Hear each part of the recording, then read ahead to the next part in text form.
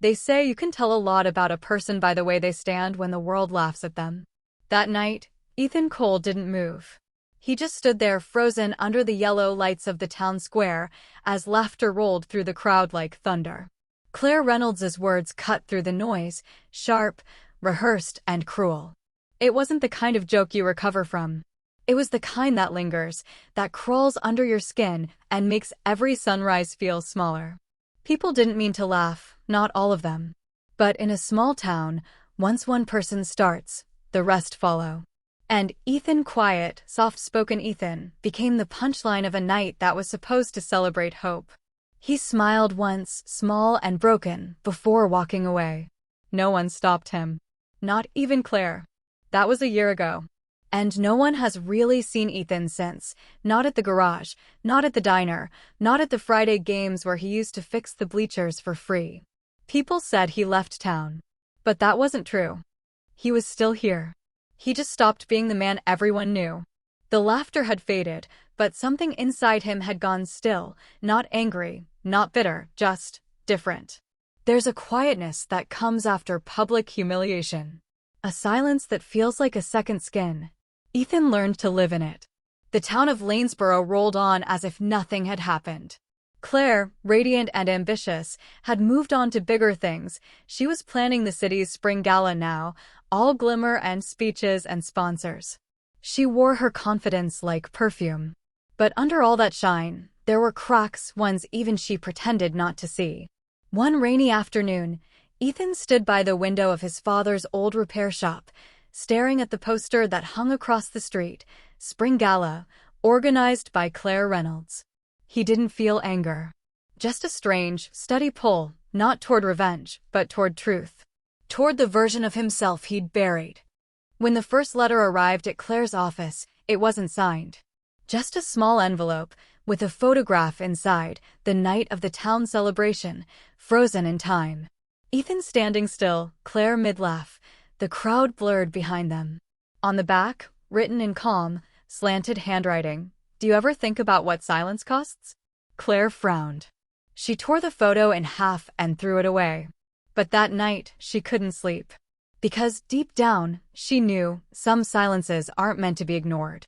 The next morning, the rain had stopped, but the air felt heavy. Ethan walked past the square again for the first time since that night. The banners had faded, the benches were empty, and the echoes of laughter were long gone.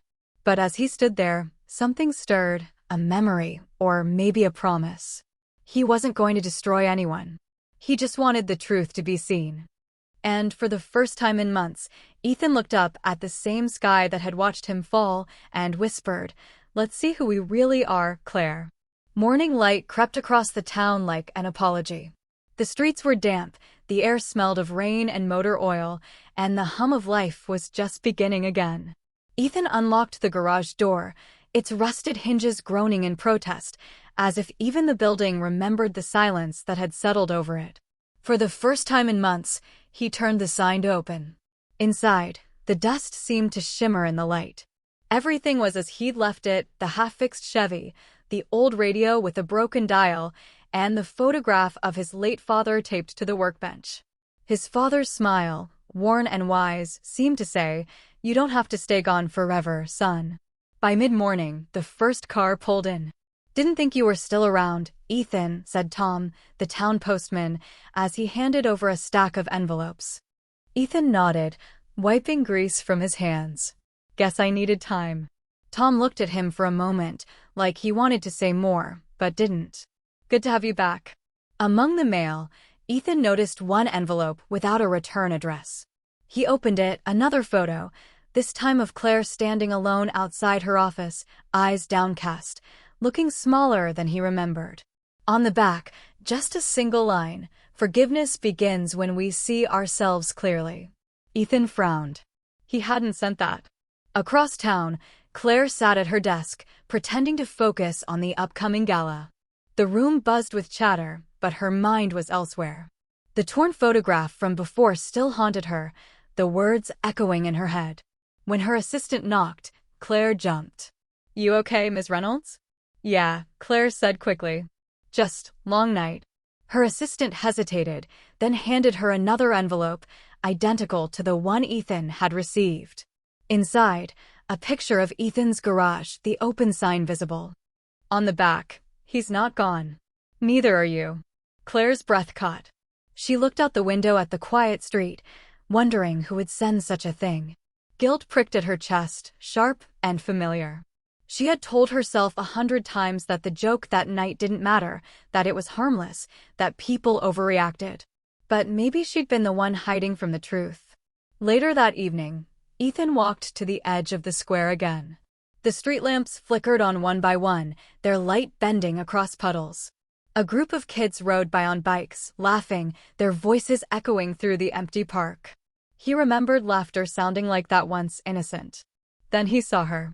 Claire, standing at the corner, staring at the mural she'd helped paint years ago. "Kindness is the mark we leave behind." Her shoulders were tense, her face unreadable. For a moment, she looked just like he had that night, lost in a crowd that didn't see her. Ethan hesitated, then started walking toward her. She turned, startled. "Ethan? I didn't know you were still here." "I am," he said softly. "Guess the town's big enough for both of us." Her lips parted, but no words came. The silence stretched between them, not cold, not angry, just heavy with all the things left unsaid. He finally broke it. "Claire, do you ever think about that night?" Her eyes flickered, guilt flashing before she looked away. "I try not to. Maybe that's the problem." She looked up then, really looked at him. The kindness in his voice stung more than anger ever could. Before she could answer, Ethan stepped back, giving her space. "I'm not here to make you feel small," he said. "I just needed to stand here again without the weight of it." And then he left, walking into the dim, soft light of evening. Claire stood there long after he was gone, the sound of his footsteps fading like a heartbeat. When she got home that night, another envelope was waiting on her porch.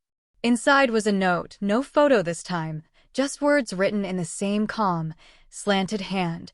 "The truth doesn't hurt to destroy us. It hurts to rebuild us." Claire pressed the paper against her chest, tears welling. Somewhere across town, Ethan stared at his father's photo and whispered, "Maybe rebuilding's not just for engines anymore." Claire woke to the sound of rain against the window. The kind of rain that feels personal, soft, steady, like the world's way of asking you to slow down. The note from last night still sat on her nightstand. She hadn't been able to throw it away. Every time she tried, her hand froze halfway, as if the words had weight. She got ready for work, but her reflection stopped her. Dark circles, tired eyes. For the first time in years, she didn't see confidence. She saw a woman running from herself. At the office, her assistant, Lily, was hanging new decorations for the gala. "Claire, you okay?" "You look," Lily hesitated. "Like I haven't slept," Claire finished with a dry smile. Lily nodded softly. "You've been doing too much. Maybe it's time to breathe." Claire almost laughed. Breathing had never been her problem, stopping long enough to feel had. That afternoon, she walked into the local cafe for the first time in months.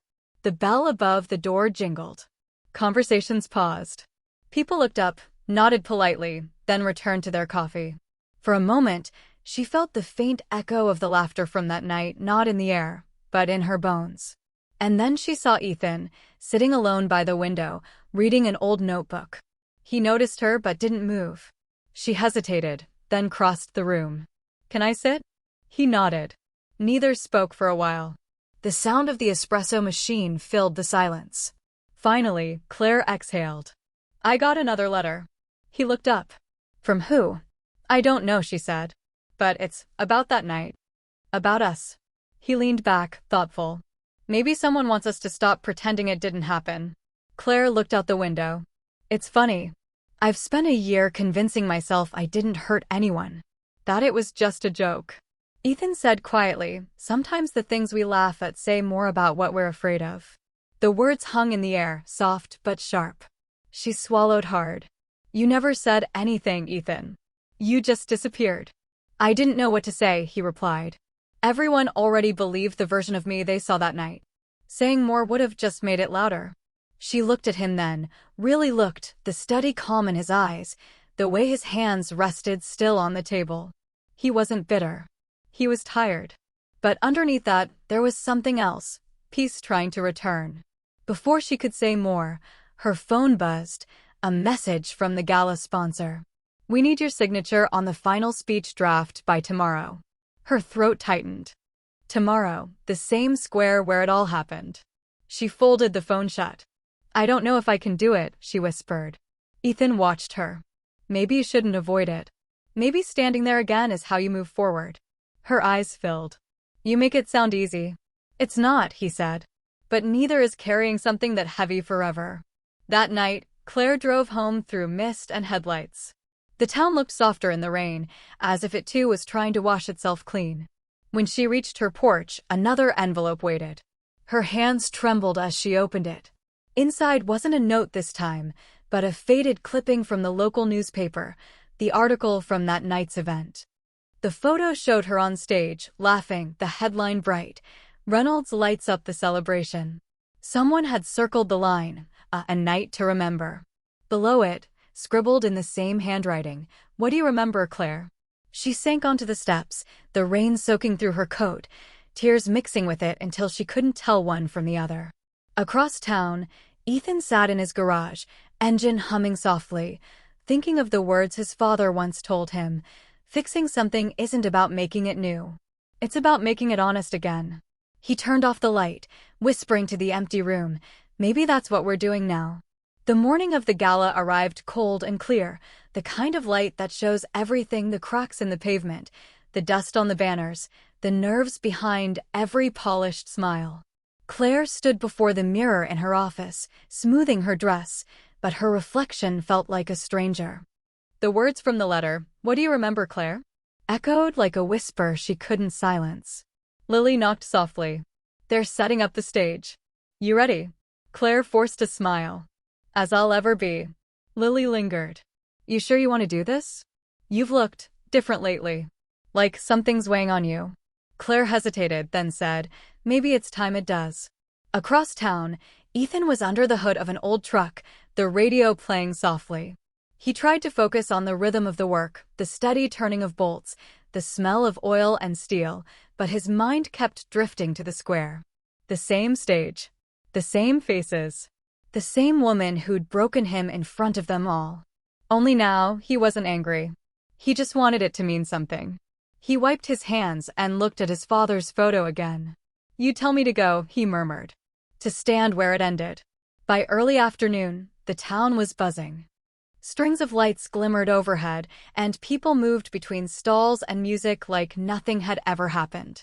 But for Ethan and Claire, every sound carried memory. When she stepped onto the stage to test the mic, her hands trembled. The same wooden platform. The same painted backdrop. The crowd would fill this space soon, clapping, smiling, expecting the perfect speech. But this time, she felt none of the thrill. Just a question twisting in her chest.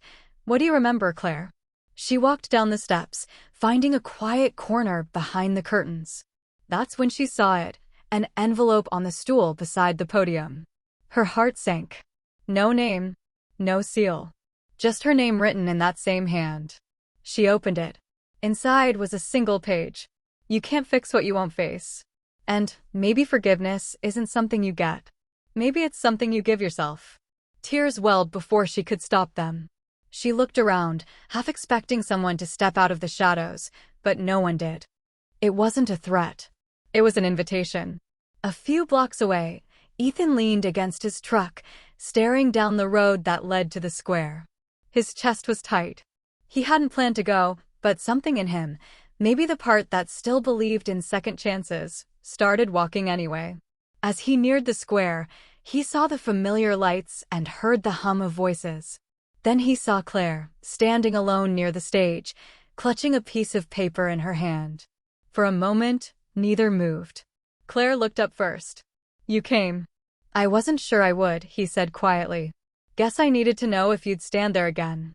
She nodded, voice trembling. "I don't know how to make it right, Ethan." He looked at her for a long moment. "You can't rewrite what happened. You just decide you want to be after it.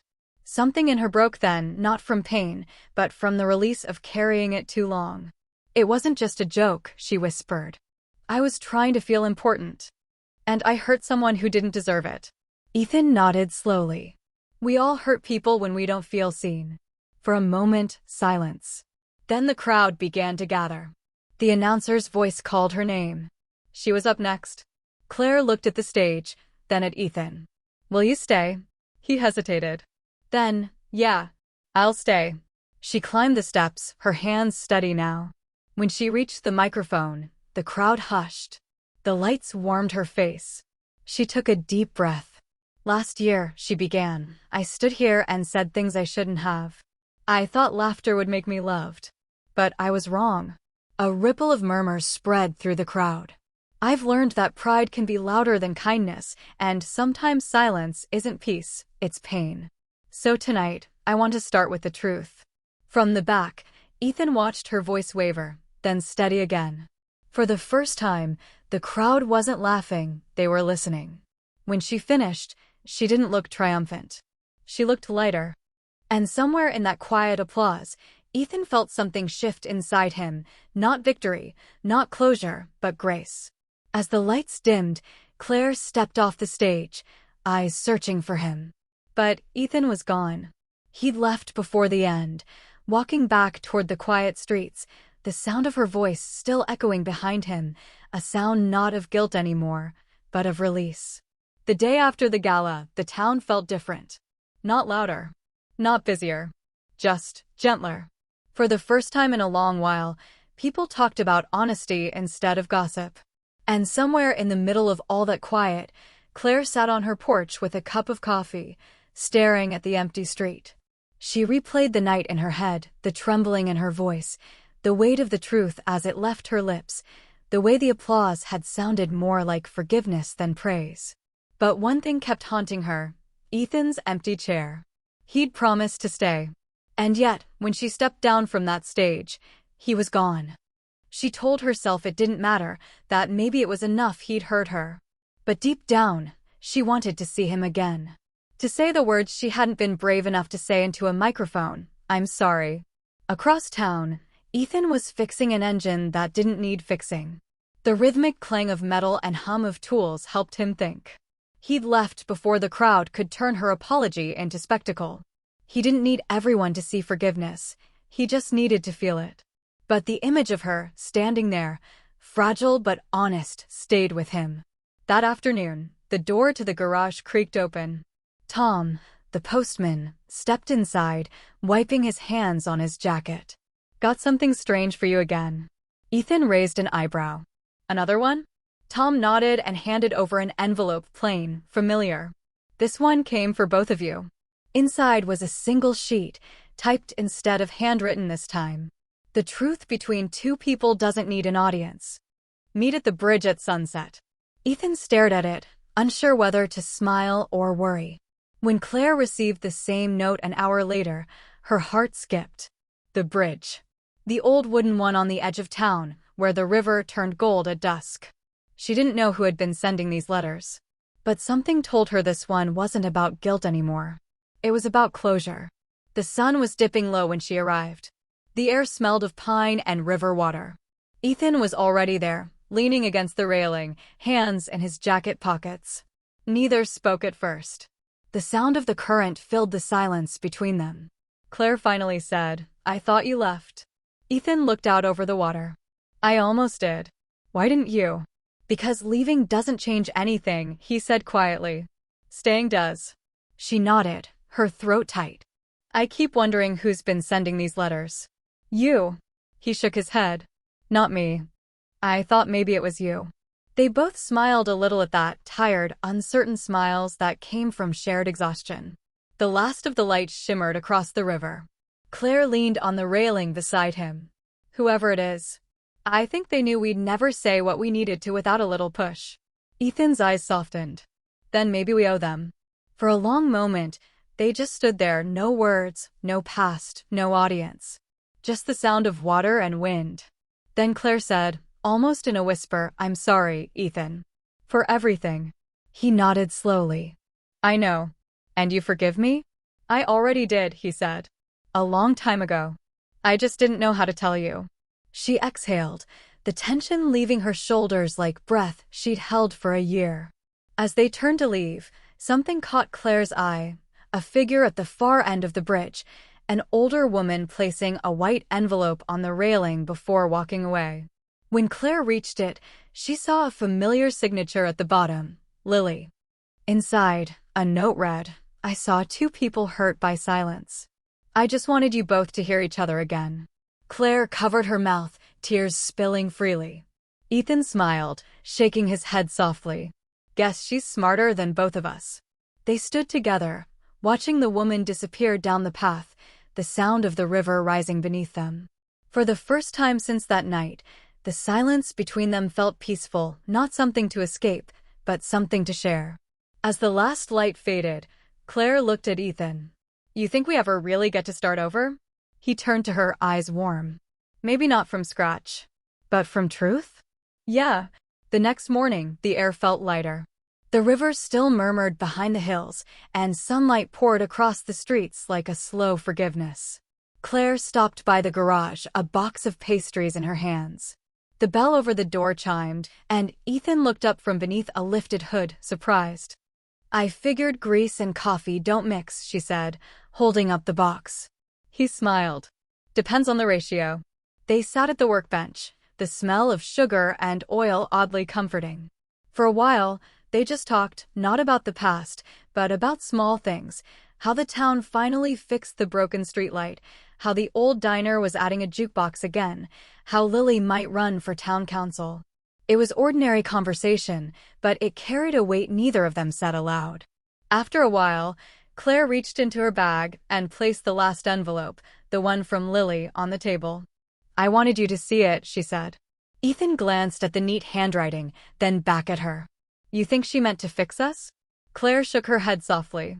"I think she just wanted us to stop pretending we were fine." They sat in the quiet hum of the garage, both thinking of the same thing, how a single act of cruelty had changed everything, and how small acts of honesty were changing it back. Later that week, Claire visited the square again. The banners from the gala had come down, and volunteers were sweeping up confetti. She walked across the wooden stage one last time and smiled. The space that once held shame now felt like an open field. At the edge of the crowd, Ethan watched her for a moment before walking up. "You planning another speech?" he teased. "Only if you promise not to disappear this time," she said, grinning. He raised his hands in surrender. "No disappearing." As they talked, people around them began to nod or smile, quiet gestures of understanding that didn't need words. The town had seen what honesty looked like now, and it left a mark. That night, Claire wrote a letter of her own. Not to anyone in particular, just a letter she needed to write. "To whoever needs to hear this, sometimes we think strength is never falling, but maybe it's standing again where we once fell. Maybe forgiveness is just remembering without hating ourselves for it." She folded it neatly and slipped it under the door of the church, a place where unspoken prayers often found company. Across town, Ethan found himself driving toward the bridge. He parked the truck, walked halfway across, and rested his hands on the rail. The river shimmered with moonlight, the same gold glow he remembered from that evening with Claire. He pulled a small wrench from his pocket, the one his father had given him years ago, and let it rest on the wood. "Here's to fixing what's still worth fixing," he whispered. The next morning, Claire walked the same path and found the wrench sitting there, glinting in the early sun. She smiled, knowing exactly who had left it. She didn't move it. Some things, she thought, are meant to stay where they remind us. Over the next few weeks, their lives found new rhythm. Claire helped organize a community project to restore the park. Ethan started mentoring local kids who liked working with engines. They crossed paths often, sometimes talking, sometimes just nodding in quiet understanding. And somewhere between all those ordinary days, something unspoken began to heal. Not just between them, but across the town that had once watched them fall apart. Autumn came early that year. The leaves along the bridge turned the color of fire and rust, and the air carried the faint scent of wood smoke. Ethan's garage was busier now, not just with customers, but with laughter. The kids he mentored came after school, their voices filling the space that had once been silent. He'd built a small shelf above his workbench where his father's wrench used to sit, now replaced by a photograph, the town square under evening lights.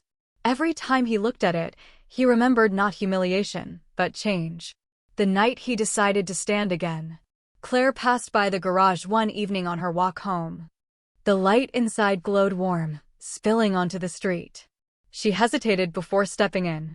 "Still open?" she asked. "For you, maybe," Ethan said with a smile. They talked a while, mostly about the park restoration project. But when she turned to leave, Ethan stopped her. "Claire," he said softly, "you ever think about that night anymore?" She met his eyes. "Sometimes. But it doesn't feel the same. I think about who I was, not what I did." He nodded. "That's enough." She smiled faintly. "And you?" He wiped his hands on a rag. "I think about how quiet it was afterward. And how maybe that quiet was what I needed to hear myself again." Claire exhaled, her shoulders easing. "You know, for a long time I thought the worst thing that could happen was people seeing me fail.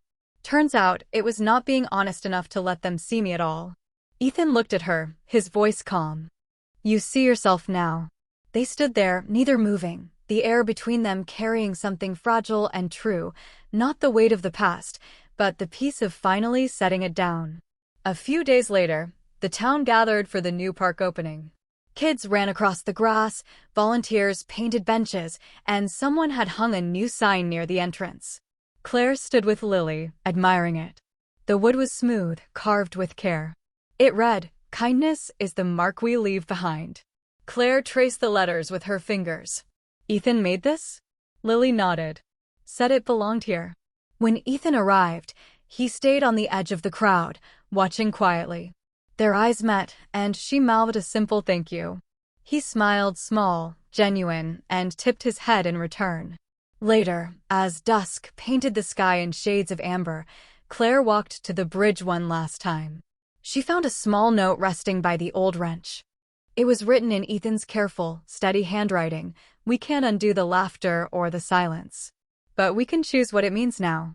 You chose truth. I chose peace. That's enough." She folded the note, holding it to her chest as the wind rippled through the trees.